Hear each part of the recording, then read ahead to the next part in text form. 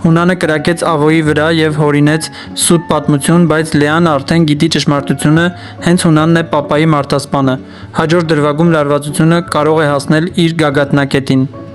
Այս գաղտնիքը անընդհատ ցավեցնում է Լեայի սիրտը եւ հնարավոր է, որ նա լռությունը խախտի ու ճշմարտությունը բացահայտի ընտանիքի առաջ։ Մյուս կողմից ոստիկանական քննությունը կարող է արագանալ,